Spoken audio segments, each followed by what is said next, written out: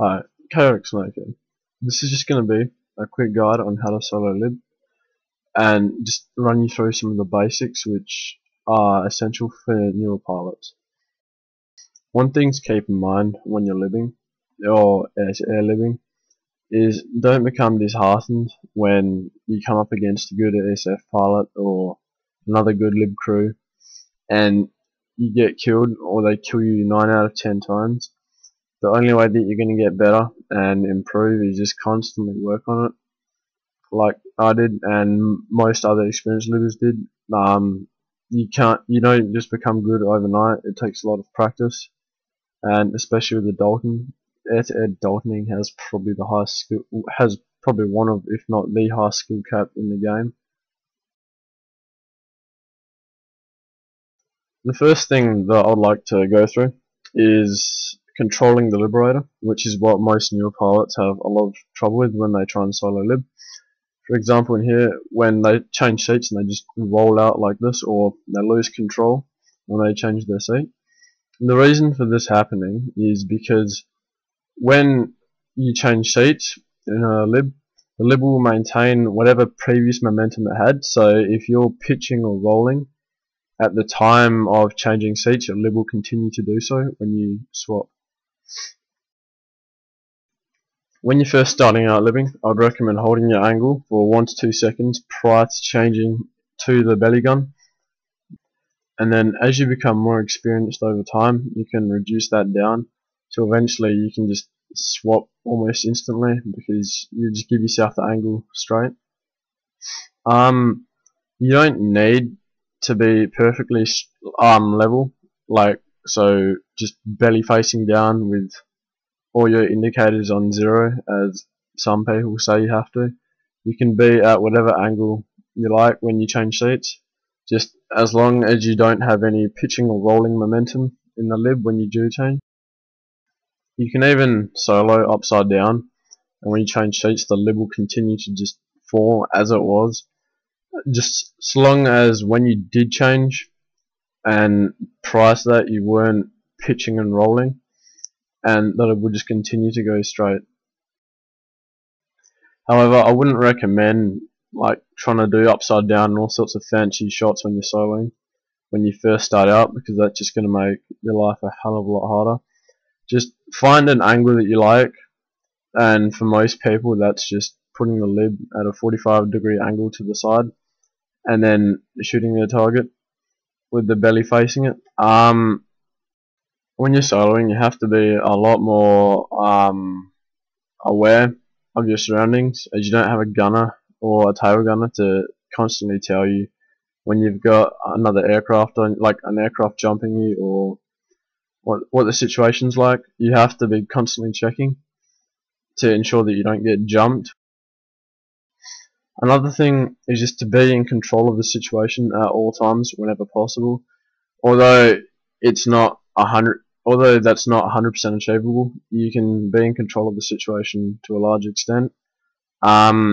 Just simple things like don't follow ASFs pointlessly to the other side of the map in case they have a squad waiting for you, or don't become so tunnel visioned on one target that you just are oblivious to everything else around you, and then you get jumped by other aircraft, which won't end well in most cases.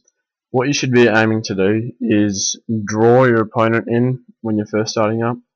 Draw them into a situation or an area where you feel comfortable to take them on, which will most likely be around allied aircraft or allied anti-air. If you do decide to run a Dalton on your Liberator, it's not really new Libber friendly. It takes a lot of time and practice.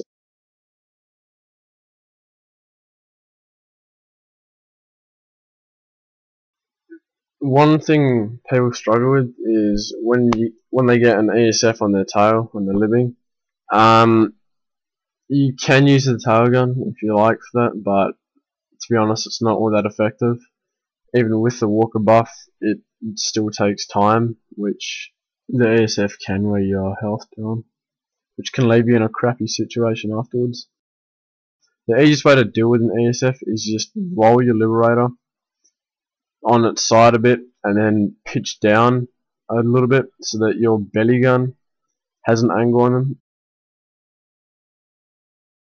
Another thing to keep in mind is how high you are off the ground. Like, don't start changing seats when you're really close to the ground, especially if you don't have a maxed out Liberator, or at least a high G Liberator.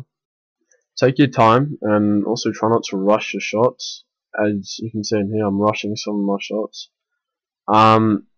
Just if you take your time, you'll be more likely to hit them. It's not about how many shots you can put out. At the end of the day, it's about how many shots you can hit, which is far more important because that's what's going to keep you alive. When you retreat, if you do decide to retreat, use all the cover you can find. So, for example, in Indar you have the canyons which you can go behind, and don't try not to fly in a straight line because then an ACF can just find the lead and then just hold that and just ping you down. When you're doing air-to-air living, whether it be sideways or with the crew, overextending, like this clip here, will almost always get you killed just due to the fact that you have no allies around and enemies can just freely come, and if you can't take them down quickly enough, then you're not going to be able to survive. I would suggest stay near allies when you're starting out, because that way if you get into a bit of an unpleasant situation, you still have people to help you out. When you overextend, you might be able to get a kill or two, but ultimately you're just going to pretty much die a hell of a lot faster. If you do intend on doing air-to-air living, then you need to eventually become competent with your weapons, so just mainly the tank buster and the Dalton, if that's what you choose. You can use the tail gun if you want, but it's not that effective. It's just easier to use the nose gun and the belly gun. If you're not competent with both, then you'll really start to lack your killing potential when you're solo, and you'll be more likely to die in most situations due to the fact that you don't have full competency with your weapons. This is an example of using the terrain to try and cover your escape. However, in this example here, we didn't get away because the amount of air on us, and when we tried to land and repair, we just got overwhelmed. So that's one other thing to keep in mind. When you come up against a good ESF pilot, one thing to keep in mind is the further away you are from them, the harder it is going to be to kill them. You should ultimately try and get as close as possible, which makes leading them easier, and you have a higher chance of surviving the fight. When you're living, always try to get the jump on your opponent, as that will give you a higher chance of survivability. If someone's able to jump you, then they have all the advantages laying with them, and you have to try and play a bit of a catch-up game in a way. Just remember that at the end of the day, it all comes down to practice. The more you practice living, the better you'll become, and the better the chances of you coming out of a fight alive are. It will take a lot of time. If you'd like me to make a follow-up video of this on something else, then feel free to say so down in the comments. Other than that, I hope this helped, and thank you for watching.